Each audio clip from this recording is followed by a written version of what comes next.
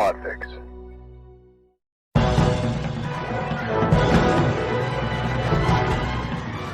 Hello and welcome. This is the 148th episode of the Filmmakers Podcast. This is a podcast where we talk filmmaking, from indie film to studio films and everything in between.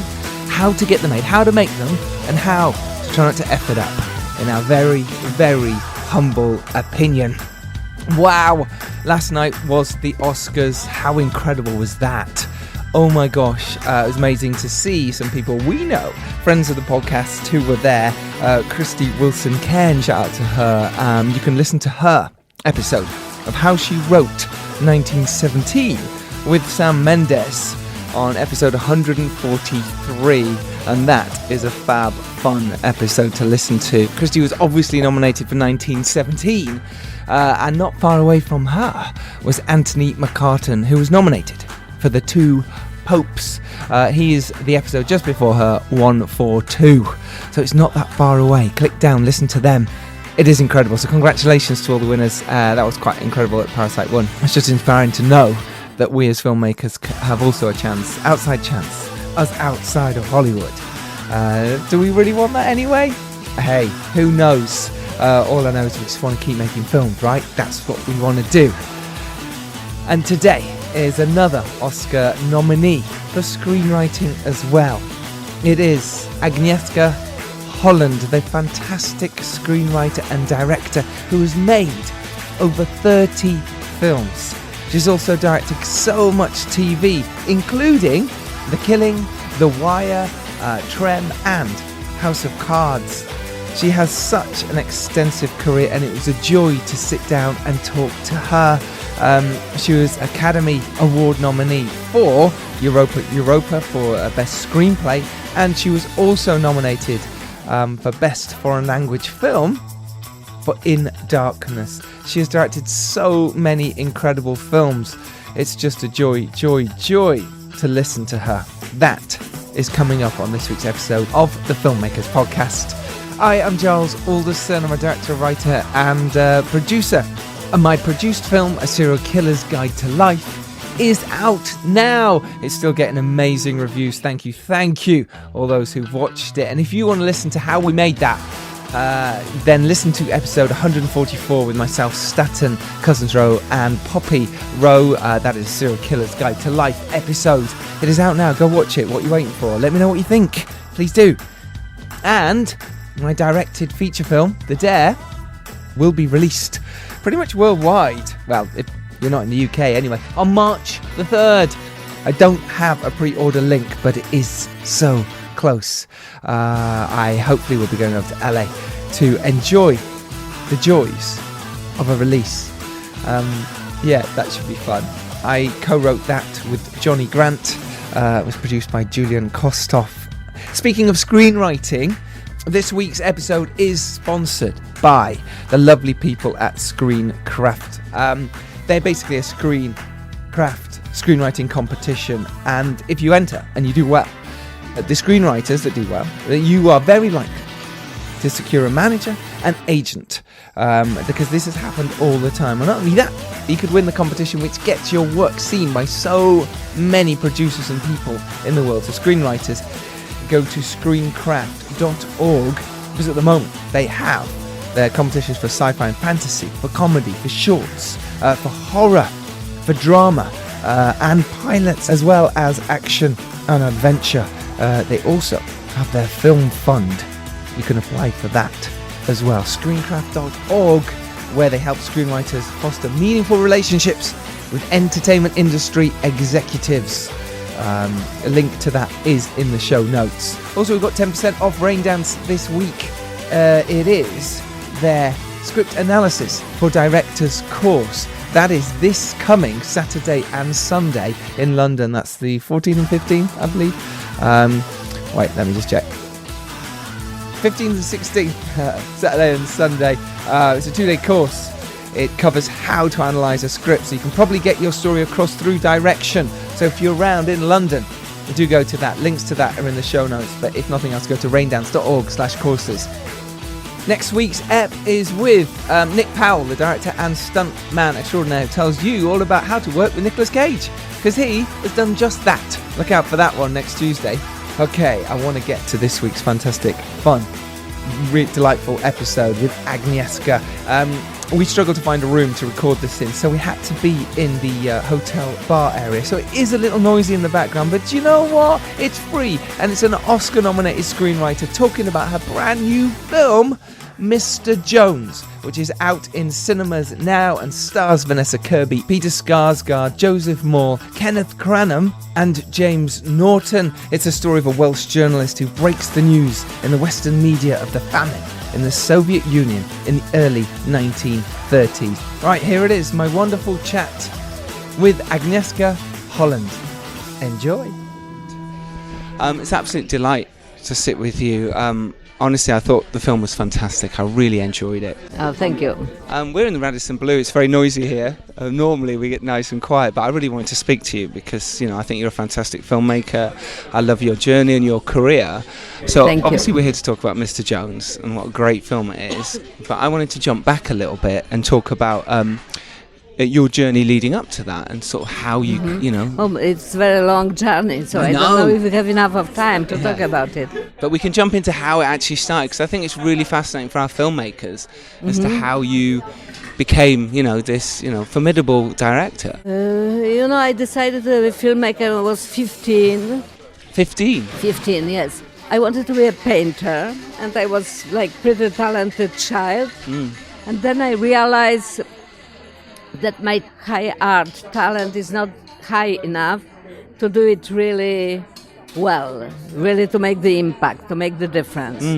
And also I realized that it doesn't express myself entirely, that I need to tell the stories. I was always inventing stories and telling stories. Yeah. That I'm visual. It means the visual expression is important to me, but also that I need to tell the people what to do. To have some power over the people. So then I was thinking, okay, it means I have to be a film director. Yeah. Okay. And I started to prepare for that, and then I went to the film school when I was 17 in Prague. I was studying in Czechoslovakia. And then, since then, with some problems and some interruptions, due mostly to the political situation, I was able to make my movies first in Poland, then in France, in Germany, in UK, in US, back to Poland, in Czechoslovakia and then Czech Republic. So in Ukraine recently. So I was able to work as a filmmaker for over 40 years, for 45 years or 50 years? Yeah, a long time. Well, just a long time, let's go with that.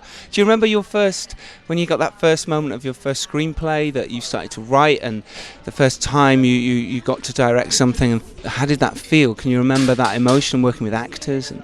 Of course, the emotions are, they are always not the same exactly, because I know that now with the experience I can always help myself if I'm lost. Yeah. But this kind of the stage fear that you come on the set and you will be unable to really tell where to put the camera, where to place the camera, that I had in my lifetime few times. I had it, but it's not. Mostly it is that when I'm actually coming on the set, something becomes obvious. It means the choices are not easy, but they are natural to me. Yeah. It means they are coming. And the process of filmmaking, the process of the shooting especially, is something which wakes me up, which pumps me with the energy and some adrenaline, and I love this process mostly, not always, but mostly. And I think that to keep this kind of the energy high, you need to preserve the appetite for filming. And it's why in some point I feel that I maybe do too much. Okay. Jumping between TV series and films. Actually, after the film I just finished, that I will do the break, but unfortunately some proposal you cannot refuse came, and probably I will be doing new series quite soon. New TV series, because you've done lots of TV series, from Trem to The Affair. I did The Wire. The Wire. House of Cards, The Killing. I mean, some huge credits. Some Polish TV series, which for Netflix and so. Is it a thing that you just like to work as well? Because a lot of people, I like to work. Prolific. Yes. Mm-hmm. Yeah. And also, it's always the sphere you have when you are the filmmaker, especially international one, that in some and the woman filmmaker, which is it's more difficult that the profession is more difficult for the man. You have this fear that if you will stop maybe or refuse something which is interesting, maybe the next opportunity will not come or will not come soon. Yeah. I think that most of filmmakers are living with this fear. Yeah, absolutely. And you say you feel more, as a women filmmaker, that can feel even more stronger. Yeah, it's more the word which is not the woman friendly, we know that. And when we are looking at the numbers, how many women are directing the mainstream movies or mainstream series, or are selected to the main festivals, or rewarded by the nominations or Oscars, the percentage is very low. So. Yeah, it is very low. Well, in numbers it's not changing, but in the mood it is changing, and more and more the women are claiming, to have more of the voice. Yeah, absolutely. Some big filmmakers out there making a big difference, and they're screaming about it, which is really, really amazing. Because your whole family are involved in film, or involved in the world of film as well, right? Well, yeah, it is some kind of the clan. Yeah. My ex-husband was a director. But after he moved to opera, he's doing opera, but he started with the movies. Yeah. My sister is a film director, very good one. My daughter is very talented film director. Her partner is a film director, and my niece just graduated from the film school, and my nephew is a film composer, and I'm often working with him. He composed the music for my last movies. And his wife is a singer, but his wife's brother is a young Polish, very successful film director who was just nominated for an Oscar with the movie Corpus Christi. It's amazing. I mean, do you compare notes? Do you show each other's films to each other? We try to help each other, and sometimes we collaborate. I did several things together with my daughter, and she was doing the second unit quite often on my films, and I'm helping her with the scripts or watching the editing, or and all that, which is so nice. And obviously you mentioned there about Oscar yourself. You were nominated for Best Film, and also your other film was nominated as well. How did that feel at the time for you? Was it kind of finally we got recognised, or did it not matter? No, it always matters. It's important because it gives you some power. It makes easier for you to finance your next film.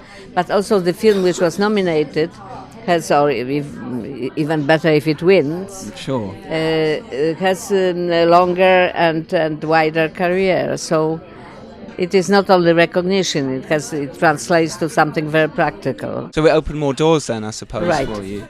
Okay, so as filmmakers, do we try and look for exciting stories that entice you? Yes, I write as well, but in last 10 years I collaborated on the script, but I didn't write my own script for quite a long time. It's maybe because I became lazy, or maybe because it's too many interesting stories are coming. Yeah, well, I suppose if, like you say, scripts are coming to you all the time, and they're really good, you don't need to sit and write them. You can rework them as a director, I suppose. Yeah. Well, when you did write, and this I suppose is interesting, what was your process as a screenwriter? Because obviously you've been Oscar nominated for screenwriting, so... Mostly it comes with the story. It comes with, I'm a storyteller. Yeah. You have the filmmakers who are more visual and they are like creating realities, worlds, and I'm more telling the story, which is closer probably to the Anglo-Saxon concept. It's why I was able to work successfully in the United States. So it comes with the story, with something I read in the newspapers, or with some story I heard, or with some characters which suddenly started to fascinate me. Sometimes it comes from the book, from the literature. Yeah. And after I develop it, alone or with somebody, mostly I invite somebody in the middle of the road to have the sparring partner, to have the dialogue with somebody, or to work on the dialogues together. Yeah, do you prefer that? Do you prefer writing with other people? Because I do. Yeah, I do. Yeah. Yeah. I do, definitely. Filmmaking is very like collective work, and and the good director is somebody who is able to squeeze from the people as much of ideas as possible. Yeah. So with the writing, it's a bit the same. And I think that women collaborate well together because they have a little lower ego, or a lot lower ego, and it's why I like collaborate with women more maybe than with a man. But no, it will be unjust. I actually collaborate very well with a man also. But the man without like macho ego. For sure. I know what you mean. Yeah, it can't be, especially when you're collaborating with people. It's important that you can't have an ego. You've got to work well together, and if your idea doesn't work, it doesn't work. Don't take it personally. Exactly. That it's more about not that I'm right, but about our project. Yeah, absolutely. To make the baby the best possible. Absolutely, right? Yeah. When you write, do you write it as a sort of a story first and then take scene by scene, or do you just write it? I'm trying to build up the structure first. Mostly story is there. It means the story. Sometimes I don't know how it will end, or what will be the turning point. But the story, obviously, I have it all in my head. And after I try to make the structure, how to tell the story in the most efficient way, and then I try to put it on some kind of the visual agenda. It means some kind of the puzzles, which after I try to put together, using different colors and different things. And after I start to write, very often I start to write not chronologically, but when I have this kind of structure, I start with the scenes which are intriguing the most for me, or which I feel very well. And after they bring another solution for another scenes, and so. That's the really moment when it comes together for the first time, for the first draft. After, of course, you are mostly redoing it and But this first moment when this story comes together, it's very rewarding. You feel really that something was born, that is something special. Yeah, I totally agree. Yeah, it's a magical moment, isn't it? And how did you go from there to saying, right, now I want to get this made? Not necessarily with your work mainly. Is it you then send that to your agent, who will then put that out to production companies, or is it you doing it yourself? You mean to try to make it happen? No, I need producers. Right. Okay. Yeah. I'm smart enough and experienced enough to know how to produce the film, but I'm not doing it anyway because I think that it's contradictory with my aims as a director. I need somebody who will want to go on the same journey, but his aims or preferences are slightly different, and he will be eventually fighting me, but I don't need to fight myself, Yes. So I think that it's healthy for me to have the producer and to be only the director. Of course, discussing the issues or methods or preferences, but giving him or her this responsibility to put the money together and to organize the process. So I suppose you're putting the trust into their hands to go, here's my baby, go try and make it for me. Yeah, sometimes I'm, of course, disappointed, but it's life. Yeah. Well, let's talk about Mr. Jones then. Yeah. You have the child, you put it to the boarding school, and then you hear that the teacher is pedophile. So. Yeah, absolutely, and you just don't want that. It's no good at all. Let's talk about Mr. Jones then, because it's just a delight. It's a really wonderful film about, it's about the war and everything that goes with it. Would you mind describing the film in your words, and then I can play the trailer? It is a story. It's quite complicated to describe. I know, yeah. Because, I'm doing the 2 hours long film, and after you ask me in one sentence to tell what it is about. It's impossible, but... And simplification is always some kind of the lie, right? Yes. So this is a story of young Welsh journalist. In 1933, he worked also for the British politician Lloyd George. And he was the one who made the first interview with Hitler after Hitler took the power in Germany. And then he decided that he wants to do the interview with Stalin, so he travels to Soviet Russia. But he knows a lot about the Soviet Russia and about the Germany. He's very well educated, multilinguistic guy who has this nose for the politics, which makes him investigate the things which are not obvious, or see the things which the grown-up big politicians or journalists would like to neglect or not to see. So when he comes to Soviet Russia, he realizes that something wrong is going then, and that the numbers, economy doesn't add together, and that the problem, something really wrong is happening on territory of Ukraine. He traveled there and discovered incredibly widespread famine, which is killing millions of people and which is deliberately somehow supported and made by the man, by Joseph Stalin and his people.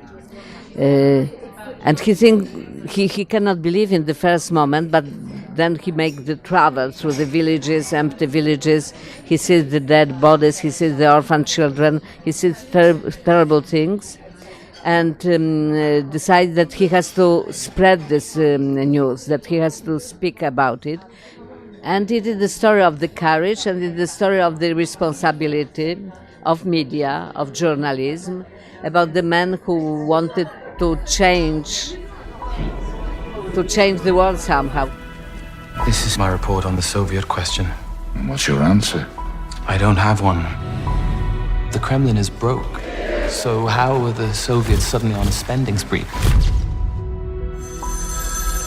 Paul, I need your help arranging an interview with Stalin. Garrett, I've been trying to reach you. Go see Walter Duranty at the New York Times. Listen, I really need to talk to you. I found something big. You can break the story wide open. Paul? Mr. Jones.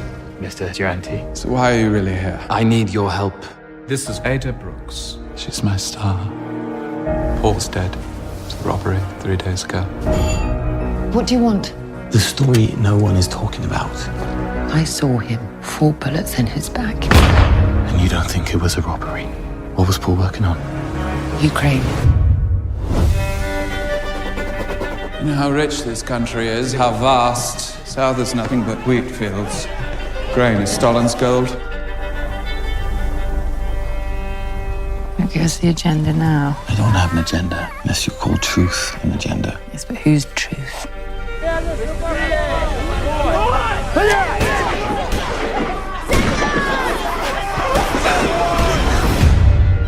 What will you do when the others come forward?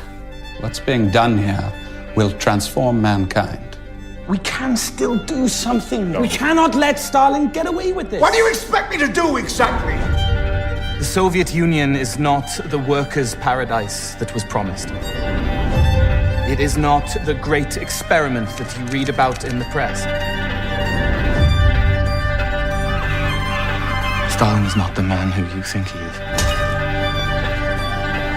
you saying there's no hope?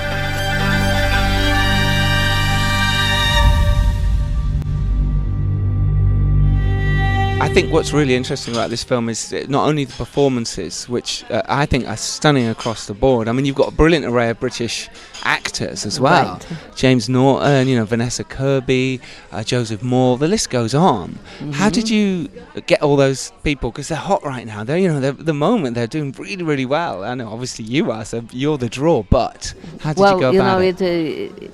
I think that the story interested people and attracted them, and also probably like myself, because most of actors who've been working on this film knew about my work and was curious to work with me.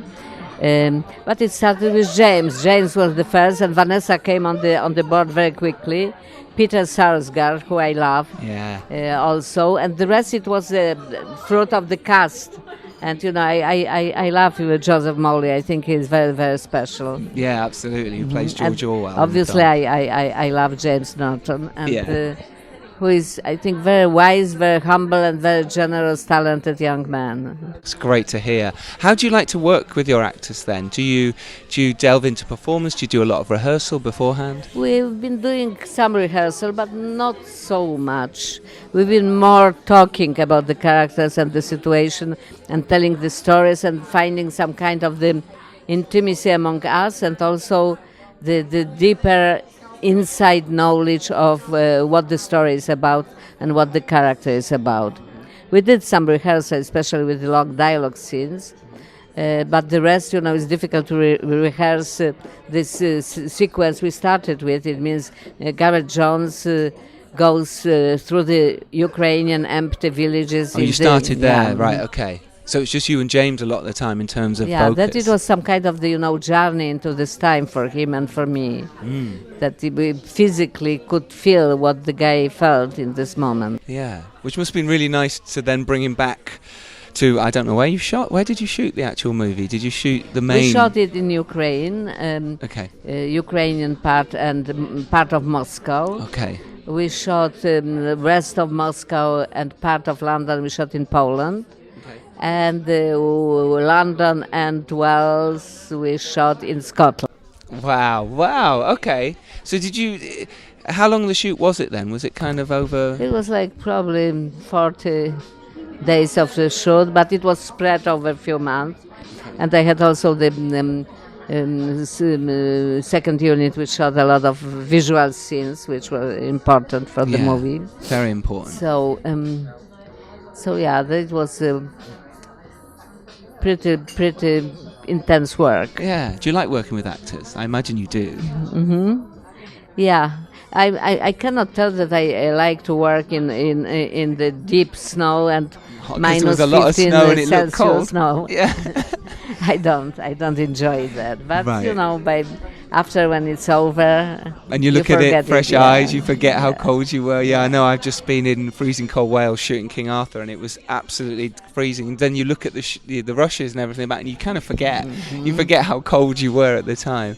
Do you sometimes choose your projects based on where they might be shooting? Because I know you do a lot of war. You've liked to do a lot of that period. Important somehow, films. It's difficult to say. Some story comes mostly to me. And starts to fascinate me, and enters my system, and I'm not like I would prefer to shoot more contemporary movies, but it's much more difficult to grab the present than to translate past to the present. So the story of the past which I'm telling are relevant for me, and sometimes they are relevant for the nation or for the societies, but I'm not looking at them that it's over, that it ended and it's over and you can forget it. They are somehow still present in our present. So I have impression that the past is living together with the present, and that the future you have, if you are wise and if you are attentive, you can feel the future coming also. Well, that's very nice. I also think as well that in 200, 500 years' time, if the world is still here, when people look back at these films, they won't really know what time period it was. They'll take the films as for what they are. You know what I mean? Which I think is lovely, because you capture those moments of magic on screen. And I love that. I love that we can do that, as filmmakers. And you've done it so well. Do you plan your shots meticulously, as in how you're going to set it up? Do you storyboard? Do you speak to your DP a lot? I don't like to use the storyboard too much, even if my daughter started as a fantastic storyboard artist. So yeah, that's right. Yes. Yeah. Yeah. But somehow it stiffs up, the shooting when you have this. You become too rigid to follow it. Okay. Yes. But I do it, of course, when I'm doing action scenes or visual effects, or the scenes which are very complicated geographically, that one part of the scene is shot in London and one part is shot in another location, and after you have to put it together as a one sequence. So then I storyboard, also for the sake of the crew, that the people are not lost. And I like to rehearse first on the day, and then and like decide how to tell the story through the camera only later. It means I have some general ideas, but mostly I'm doing it together with the cinematograph based on the reality of the scene. I see. Of course, when we are doing the scene, like the sequence in Ukraine, is slightly different, because it is something you can imagine pretty precisely. But when it comes from the interaction between the actors, I prefer to give to the actors the freedom to find their truth. And then I'm following their truth with my truth. Wow, I like that. So, in other words, you'll be on the day you can find something new, or how the actors move in the space. That is inspiring. I'm inspired on the day by the space and the people. That's really nice. And light, and light, things. And you'll find something really magical where the light's just coming forward, and if you get the actor just there, that's really nice. It's why I like shooting in Europe, which is much more flexible than in US. In US, you have the freedom to change, to change the idea how to shoot the scene, or to come with something totally new. It's more complicated. It's much more, pre-planned. Got you. Did you do a lot of studio builds then with Mr.Jones? Actually, no. Everything no, was with Mr. original. Jones, actually, we didn't do. We built only one compartment of the train. We built the George Orwell room. Oh, okay. Right. The rest was on real location. Wow. And I suppose in Eastern Europe you can find those that do still look like that as well. And as a director, what's the difference between, shooting Mr. Jones and then doing TV for you? What would be the difference there? On the future film you have more of freedom as a director, because television became very much the writer's medium. So mostly you are serving somebody's vision, and you are not like creating your own. Or to some extent only. It's much more limited. So actually I don't like to. I decided not to do too much of series, only if really something which is a real challenge to me. Because if you are doing too many series and you have to follow the logic of the storytelling in very conventional way somehow, I think that you are losing your handwriting.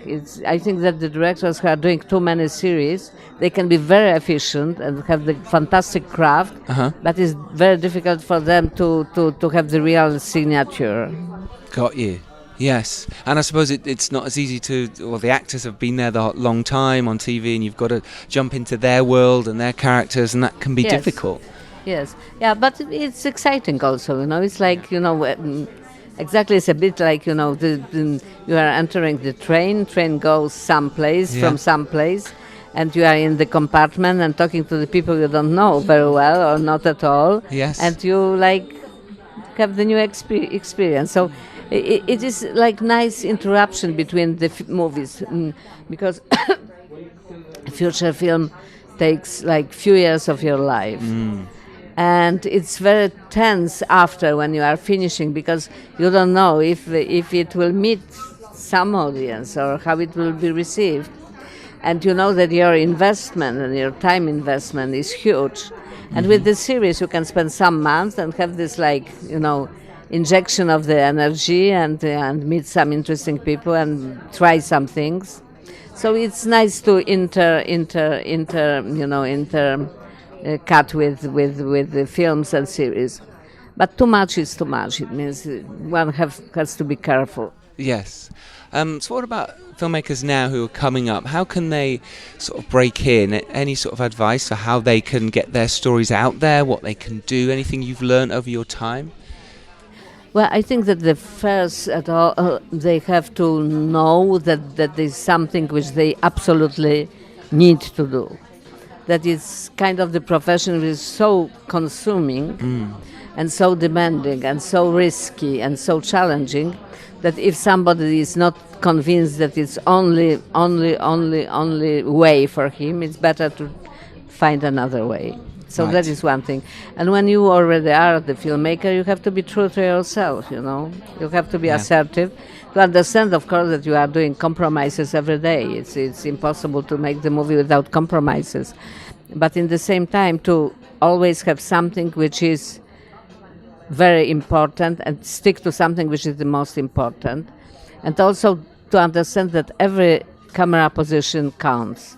That it's like in the playing tennis, that every ball can change the result of the game. So you cannot tell, okay, that this day this scene is not important. Everything is important. That's interesting. And what about teams then, in terms of, you know, have you worked a lot with the same team, the same DP? I try to work with the same people several times, like as often as possible. Yeah. It's not always possible in my case, because when I'm shooting in different country with different productions, they not always accept the crew from different country. And if you are shooting the co-productions or European co-productions, you have those quotas, and it means it's a complicated game. It is, yes. But it's some people I always like to work with, especially what concerns the cinematographers, but also editors. Editors are very important to me. Camera operators are very important to me, and the production design and costumes.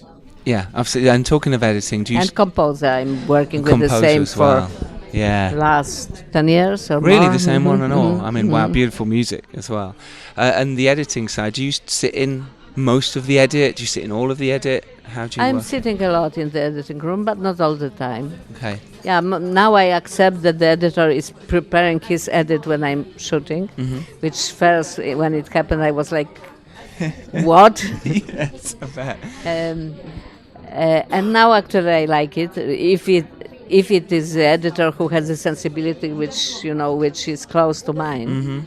And it's why it's so difficult to work with a new editor you don't know, and suddenly you realize that he feels the material and rhythm of the storytelling in a totally different way, and after it's really difficult. Yeah, I can imagine. So it happened to me to fire, editor. Right, yeah. Okay, this has been amazing. Thank you very much. So much for your time. Really appreciate it. Take care. Well, there you are. What a treat that was. Miss Agnieszka Holland treating you to some brilliant info. I hope you learned something from that. I hope you took something from it, from the screenwriters out there to the directors, how to work with people on set and how to be composed. Just a delight. Mr.Jones is out in cinemas and you can buy it also now as well. So do go check it out. It's a wonderful, wonderful film with some amazing performances. I thoroughly enjoyed it. Remember why you're doing this, by the way. Why you're listening. Why you want to be a filmmaker. Be inspired by people like Agnieszka. She's had an amazing career. Last week's episode with Yaron Zilberman as well. Look how they did it. They went out their way and made it themselves.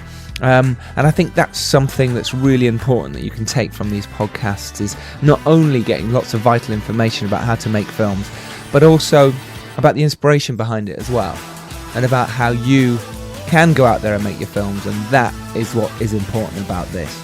If you enjoyed this episode and all the previous episodes, please, if you haven't yet, and I know some of you listening haven't, do go to iTunes and give us a 5-star review and say something nice about this podcast. It doesn't matter what it is. And go to our Twitter @FilmmakersPod and retweet our latest about this episode and say you enjoyed it. Why not? Follow me @Giles Alderson and tell me who you are. Let me know. I want to know about you and your projects. It's really important. And if you've got a crowdfund or something you want to shout about, or a film coming out, let me know and I will shout it out for you. Being prepared is everything. You can make your indie film, but know who your audience is and get out there and do it. And remember, if you're lucky enough to rise up and do well, it is your duty to send that elevator back down. Next week, we have director and action stuntman extraordinaire Nick Howell, who tells you all about how he works with a legend that is Nicolas Cage. Yeah, that is right. It is the director of his latest film, Primal. He is joining us next week, and that is so much fun. I can't wait for you to hear that one as well. Okay, until next week, till next Tuesday, stay safe, stay well. Go out there, make your film, make it happen, make something happen. Don't wait. Don't wait too long is what I say. Make something happen now. All right, take care, everyone. I am going to go prepare my Oscar speech. Yeah? Parasite 2. Yeah, I'm writing it now. Got it. Take care.